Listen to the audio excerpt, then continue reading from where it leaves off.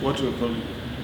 A traditionalist, or should I say, is or sangoma. Yes, where do you stand with and the feminists at the same time? Where do you stand with the LGBTQI plus community, especially when it comes to?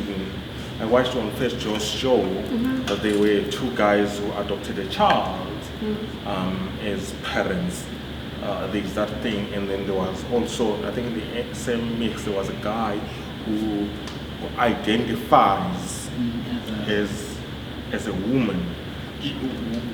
Is there accommodation of that in that realm? My brand of feminism and yeah. No, and also in life, in your spirituality and thing, where does that part go? Like, yeah. Okay, so the thing for me is, I find it odd when a spiritually inclined person, especially when those still retains prejudices based on gender and sexuality and sexual preferences towards abanye abantu. Because part of your evolution processes is to view yourself beyond the boundaries of your flesh. You know what I mean? Like, I'm someone who walks with, I'm a cat. I walk with 5 male presences. Okay. So I'm predominantly male, but for some reason or other, choose to present as female. There are times when a great shift happens within me, where I am very masculine. It's to a hilarious effect on my love life. Okay. So. Can we talk about that? That's interesting. Stand down. There's not much to talk about there. So it can't even fit at the back of the post. Yeah. Stand. This is how we satisfy thirst. Who are talking? I he did say I play with words. Yeah. So, no, what I'm saying is, so the understanding that we operate as dual beings. Yeah. That we can sometimes tilt towards our feminine and sometimes towards our masculine. Yeah. I think for me that would be the greatest hindrance in my ability to house any prejudices for anyone who presents as what they do not appear. You know what I mean? And that mhlambi ngolethu. But ulethu hamba nogogo. Mhlambi in my interaction with ulethu, ulethu has receded. And I'm interacting with the gogo. And who am I to dispute that on the grounds of the fact that Uletu is male presenting? Yeah. You know what I mean? So if within that situation or that you brought up, if that child is being brought up with love, is being taught compassion, is being equipped with all the values that they need in order to grow up and become a well-rounded human being, and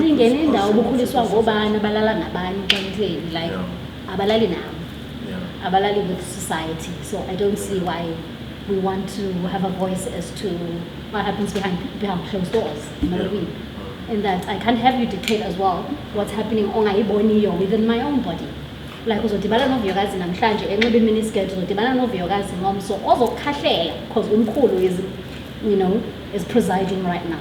And those are dualities that I house that I can then extend onto the next person. So yes, ubunyangi bam is very much embracive of queerness, and very much aware of my own queerness. You know what I mean? Whether or not I choose to live that out as an individual, notwithstanding, but I can't be prescriptive of how the next person lives out their journey. Yeah. But after living our lives in this realm for so long, it's like normal people not normal people. What are normal people? Normal is the wrong word. Okay, as ordinary people in general, or general people, how do we go about that education? Like, because I feel like sometimes there's little education, instead of education, there's reaction to those things. And some of the times I've heard people who question those things, like literally from a genuine point of view, because Google, it has never appeared. You know, it's like literally when I as a brewer talk about fermentation, what's fermentation? What are you talking about? What's this? What's that? You know, you gotta think. Do you think that the source of conflicts that we're having around this whole thing, lack of education is part of that? Lack of compassion, more than anything. Education is at the tip of a finger away with the internet and everything that we have access to. Yeah. Lack of compassion, lack of empathy for the other. You know, because, I mean, in the same manner that you don't want to be vilified for your own beliefs and practices and your own idiosyncrasies, you damn well should not be inflicting that on the next person. It's as simple as that for me. Education, I don't believe that it's upon queer people to educate heterosexual people as to the validity of queerness. That is your own work that you have to unpack for yourself in order to meet people. So I've got an interesting introduction to that world myself. Some man hit on you, hey? And you offended. First thing first, I'm just coming from fucking Zimbabwe, where such things are basically taboo. Even if they are those people, they make sure that they hide it as possible, or it's not there. So to the general public, it's not there. Then I'm fucking in Joburg working and everything is fine and thing, and then this guy comes and starts touching my bums. The crazy thing is that I know this guy now. He's in Cape Town. Okay. He comes here in our center to Bitso's kitchen. I just want to know who this is. I want to be their friend. No, he's a popular guy. He's a social media personality. Hi, friends. You know him. You probably know him. If I could put a picture of him, we all know him. But that time he was working for. Okay, I wouldn't say who was working for. Then we're gonna know who it is. Yeah. But we were doing events, and so every time in our event space, they were the clients. They were those people that the VIPs. Yes. And then these guys, they decided to get drunk one day. Him and his two friends, and they meet me by the toilets. And this guy's like, "Hey, look at this guy. This guy's fresh meat." So the first time they say that, I'm like, "Fuck, guys have this trash talk," And then until they start touching me, I'm like, "No, motherfuckers," Then I end up getting angry, and I end up pushing on a guy, and I threatened to hit the guy in his mouth so badly. In those days, I was young, mean, and fit. I could have done big things to him, So immediately my attitude was that. So fast forward, a few weeks or a few months or whatever time, a gay guy comes to work with us. He's desperate for work. He's just arrived in Joburg. He needs money. He's from Limpopo. It's not the same guy, someone else. Not the same guy, someone else. Now, this one is working with us. We are the general guys. We are these guys that are porters and doing all this thing, and this guy comes to work with us. But now he walks in there, he sees all these, whatever. Snacks. No. He was afraid of us, actually. Oh. He sees these, what do we call this, heterosexual guys. Yes. And he feels like, maybe these guys are going to discriminate against me. So he's that kind of lipstick gay type of guy, very, very, very gay. And he's only ever known masculinity to be antagonistic towards him. Yeah, exactly. So he started working with us. But the moment he comes there, he tries to act up. He tries to act up all masculine and everything. But we know, even his cousin who brought him told us.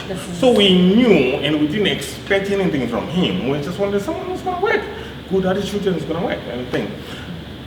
And this guy keeps on with his acts, and every time we're like, why is this guy acting so weird? It's a survival instinct. So until one day we're like, no, this is too much. We have to talk to him. Dude, why are you acting weird? Yeah. Aren't you gay? He's like, yeah, I'm gay. How did he unpack? I'm like, but why are you acting all macho, this guy, all this thing? Because we know from your cousin told us that you are not this guy. He's like, but do you mind? I somehow want to hug Like, this fuck no, person. nigga, you are a hardworking person. You are cool, you know. We cool, and we continue working with this guy, and we could, and now that was the time when now I'm being conscientized into this other guy's world. There was this guy who was an asshole to me, and then there's the guy who's just an ordinary guy who's also thinking that I'm gonna be an asshole to him, you know. And then you like, I think so where the compassion and empathy I was talking about comes in. So talking about this other guy that I saw in Cape Town, this thing, the radio personality. I know. The media personality. Hey, but I want to talk to him one day. Okay, I think he still knows that because he ignores me every time. But I would just want him to know that, you know what, motherfucker, I don't really mind.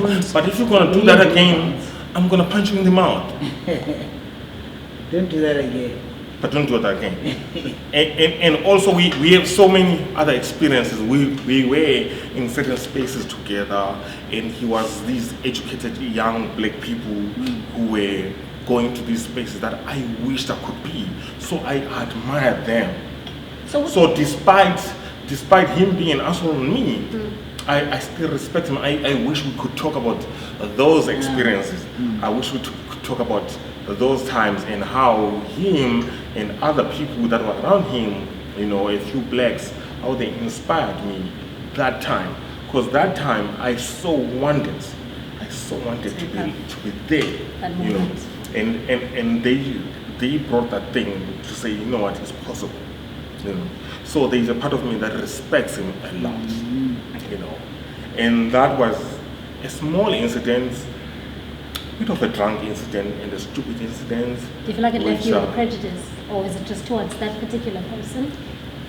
For a little bit of time, I did have a prejudice. Would this lead to now? Yeah.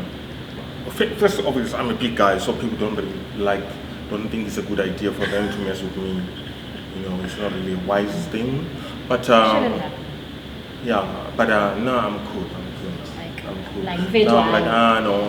I had a guy actually when I had a brew in Woodstock. The other guy straight up shared me. I'm like, nee, motherfucker. If you thought my ass, I'm flattered, but you know, I'm really flattered, but no. Actually, I saw the same thing that we do when men step up to us. Yeah, I saw this other thing. This interview of Ben McCarthy actually gave me an amazing perspective. Yeah. They were talking about him, and they were asking him about gay guys, if gay guys have hit it upon him. And he was like, yeah, a lot. Actually, when I used to be like the top superstar in Europe, and I used to have a lot of that. And my attitude was always that, the fact that if you think other guys are, you know, women are hitting on you and guys are also hitting on you, there must be something you're doing right. And surely you're hot. You know, like, so I think that was the thing, yeah. So that's the attitude. So I'm fine. But the coolest thing is that also I'm a big guy. No one thinks it's wise to mess with me. Must be nice, eh? It's good. Must be so nice. It's big guy privilege. Shouldn't it be the opposite? What? That is a big guy like, yes, that's exactly what I want. Exactly what I want, but with what consequence? With the consequences. The consequence. Yeah. I'm talking about the consequences. As opposed to being some white flag women in high heels at the taxi rank. You know. And actually that's what women do not have at the taxi rank.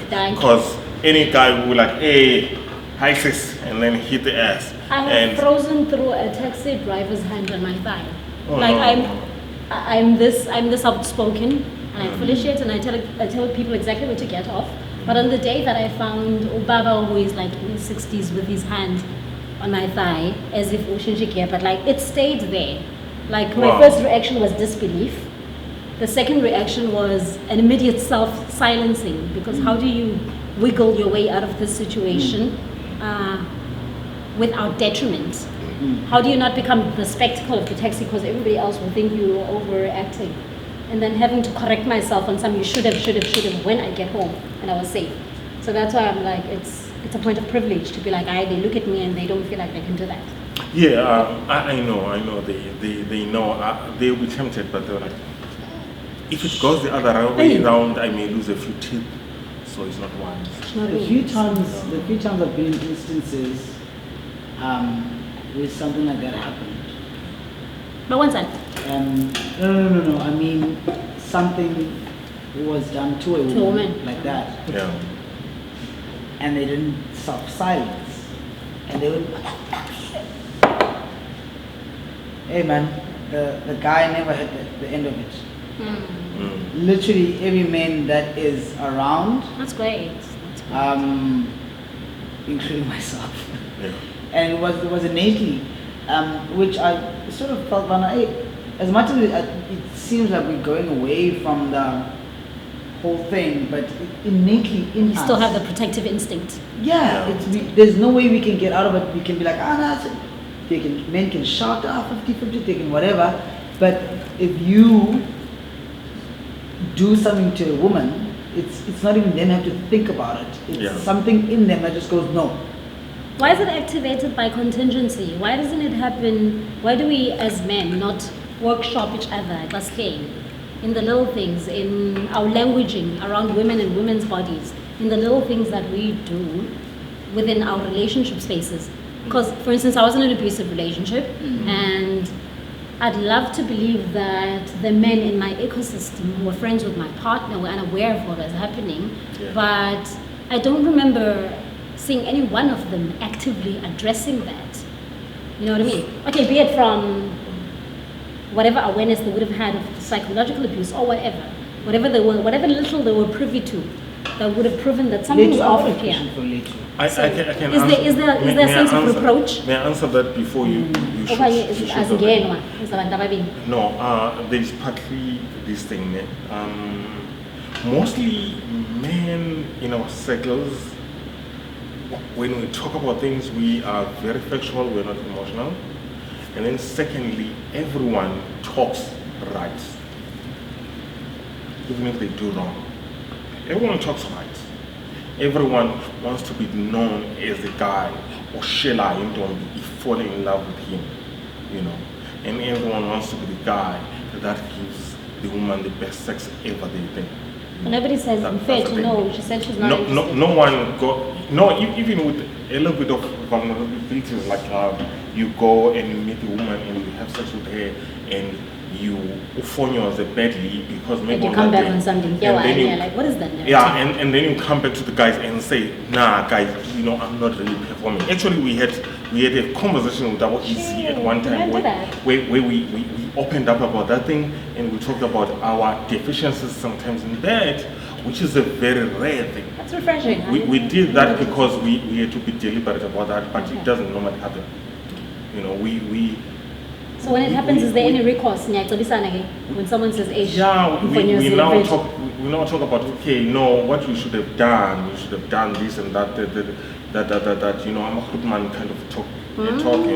So if you open yourself and be vulnerable enough, usually if a man walks in, I remember at one time a friend of mine, I won't say his name, he was struggling. He was struggling with life, he was struggling with his business, he was struggling with everything.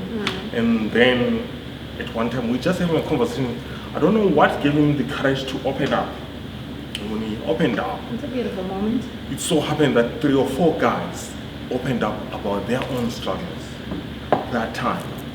And 2 of the guys, which I was one of them, we also had our struggles, but me and the other guy, my friend, my brother, we always talk about those things. So he walks in here, he knows exactly what I'm doing.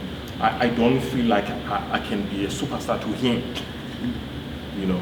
He knows you without the mask. He knows me without the mask, but we have those very tiny circles where we are like that. They are tiny. If I'm saying they are tiny, usually in a circle tiny of friends, it's 2 guys. It's one person that you open up to. Yeah. So it takes a brave guy to go and open to a circle of guys and say, hey, Mafetch, in 3 months, I don't know what's happening. Maybe that's why you guys created this fantastical men's conference idea. The men's conference idea is supposed to be a big thing if it was going to be done by someone and managed to make it a closed group without women commenting and everything, I don't know why women think they should comment on that motherfucker. They should leave us be. I'm gonna make one. Because if we do, let me tell you Try not to something. comment. Yes, try not to comment, because you're not supposed to. Yeah, Boba. Now, you're not. It's a thing. We need to be together and be vulnerable I agree. together to people who understand our struggles. It's like you opening up to men about menstruation, or men wanting to comment about menstruation or about abortion, about what thing. Ungena motherfucker, ungena. Like, show me your womb. We should have that ungena moment in each of our lives. We should. No, definitely. So that's the thing. So this guy just came to the space and he opened up about this thing. And when you could feel the pin drop just after he opened his mouth, and you could feel his energy that he was a bit regressing, like kind of regretting I a bit. revealed too much. Maybe I revealed too much. And then one wise guy just held it. He was like, no, you know what, bruh? We all do.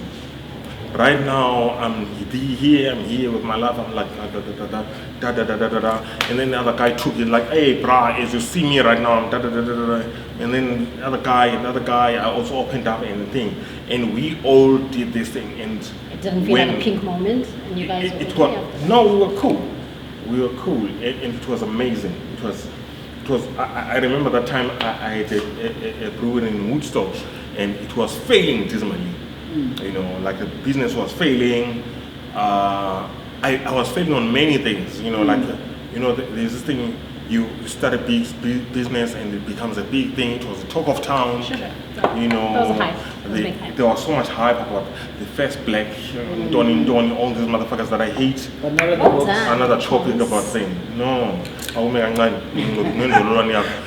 And this thing, and so much pressure was put on me.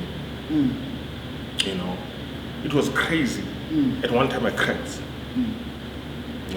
And this guy helped me crack nicely. Because I cracked nicely and I made the best decisions of my life. I said, you know what? We're dissolving this motherfucker, we're accepting the failure, and we're starting all over again. We're going back to the drawing board, we're starting all over again. I wouldn't be here today if you were not allowed. If one person didn't allow themselves to be vulnerable in my space. Because I felt like a Superman, so I had to hold it together every time. And by extension, you could be vulnerable to another brother. Yeah, no, now I'm super easy, bro. Yeah. I'm super easy, like I can fail Yeah, anytime. You meet me in town tomorrow and you're like, how's things going? I'm like, no, it failed, bro. That's me. That's me. Good. Yeah. Literally, that's it. I will literally do that. So it's been a huge shift from the Indo-Daikali mentality. Yeah, no, man, I cry. This is how I do it. If I do something big with excitement, I always go out. If it fails, I go home and cry and wake up the next morning. I'm super fucking excited about the next idea. That's me. I'm obsessed. I'm ready to go. That's me. And I've totally forgotten about the emotion of the other thing that's gone. Like I'm done. And people come to you sympathizing. I'm like, motherfuckers, you can go through this funeral for somebody else. So I'm not there. I'm done. Cool. Every time I'd meet Letu, so it's in the journey, we always meet in the pinpoint of either just after the next transition, Or they fail. Those friendships. In our conversations, always the same. I have one of those. So how's the palms going to do? Okanya, I would have probably heard because I always keep tabs. I follow and everything. When we don't meet them, like, hey, dog, so what happened with Nigeria?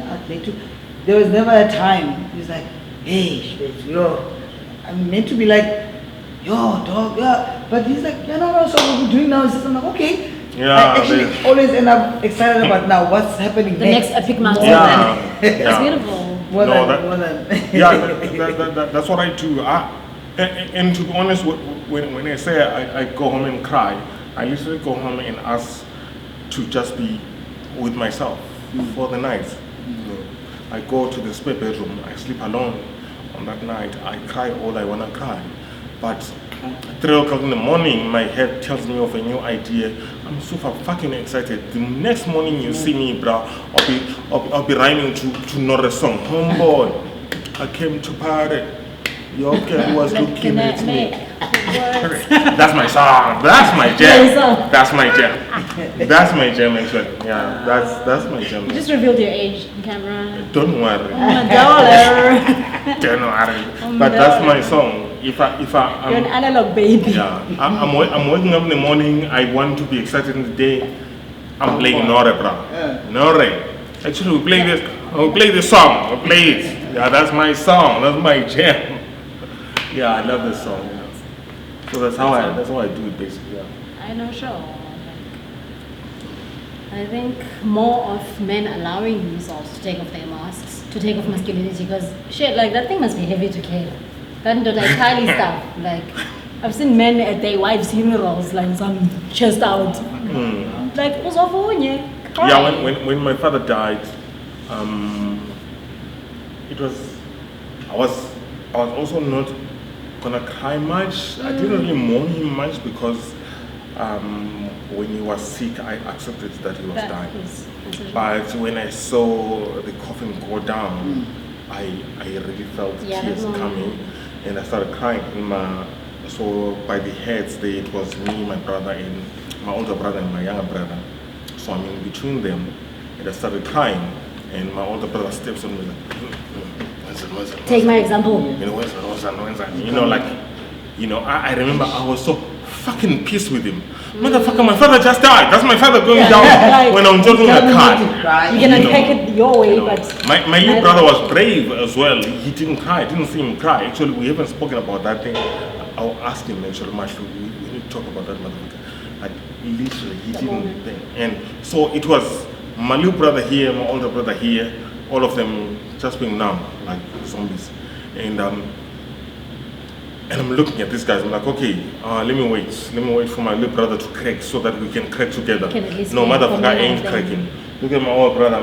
Motherfucker, I ain't cracking. I'm like, no, motherfucker, I'm not gonna wait. You know, I started cracking myself, and my older brother just extended his foot and steps on me like. Thou shalt not. I remove my foot like, yeah. No, we're not weak. Yeah. Yeah, that's super weak moment. Yeah, that's a weak moment. Yeah, that was the thing. But the thing is, I found out that a lot of those moments catch up with men in the later stage. So in my journey of knowing men, because I don't move around with a mask, it's too overbearing and I can't. I'm not an actor. But what I don't want is men around me carrying masks. You know, I work on like, just take off that mask and what's happening inside. You'll find that I still have not gotten over my father's passing. That long. Which is 15 years ago. We didn't cry. Yeah, I was trying to be strong. But 15 years after, that man has anger that bursts out from time to time where he feels he needs to be strong. And you're like, okay, now I see where this comes from. So when my daughter was born, how old is it? My daughter's 5. So when she was born, and I'm in the hospital there, and I literally was the first to see her before the mother. Were you there for the birth? You know, yeah, I was there at the birth, and she came out looking exactly like my father. Yo. Exactly like you my must father. have had snot, right? At that time. Snot bubbles, just. You know, and I remember that my father, for some reason, whenever he talked about wanting to see my child, he always referred to the child as a girl. Prophecy and that's like my dad passed away in 2004 and my daughter was born in 2015. So he knew it was gonna be a girl then, and I see her, and part of me is excited, but there's so much of me that's emotional. Like so I just acted out. I was calm, like with the plastic smiles to the nurses and whatever. I cried the whole night. No, I cried the whole night. It was the first day that I mourned my father. So how many years is that? 2004 to 2015. No. It's a lot of math. Yeah. 11? Yeah. Something like that. So yeah, was the you understand what I'm saying? This guy walking around a couple 15 years after, who never dealt with a simple thing like the death of a mother. There's a guy who after so many years, he was so well off. You know, I looked at him, I'm like, yo, in the matter when his dad was like a professor, he wore all the right clothes, he was a good looking guy, girls wanted him. I envied this guy, but just to have the monetary part, you know, I envied the monetary part, but just to have that wealth would be nice, you know. But eventually, you know, at some point we sat down and in one of our escapades and whatever, and I got through, and he was literally so emotional and very disturbed by the fact that he lived with his father, right? Not with his mother. But his father was never there. He'd see him twice a week, and that's him getting into the house like, yeah, it's okay, sure. Get into his room. He has everything. Money is there, pocket money is whatever, but he was like, I would have just loved a conversation with this motherfucker. Just ask me, how the fuck is this? Just that. And that thing was so deep in that guy that all the money, all the whatever didn't mean anything. Yeah. That's the thing. So there's a lot of men that are walking around because of those facades and that strict role that has been put, that we want that connection, or these things that we don't deal with because super weak. Yeah. And we want to cry, we want to let out, we want to talk, we want to be like, hey, but we're not allowed to. Yeah. And again, it comes out in actions, in abuse, in guys being aggro. Passive You aggression. meet guys like, why are you so angry? Yeah. That guy's just angry for no reason. He gets drunk and he's Because daddy never said well done when I got 10 out of 10. angry. He wants to. Okay, guys, let's massive God, guys. So, what would you want to say before you part? We're definitely gonna make you a lentil and curry beer, and curry beer. It's curry, not curry. Lentil and curry beer, and we'll invite you to come and taste it for us and give us a rating out of 10.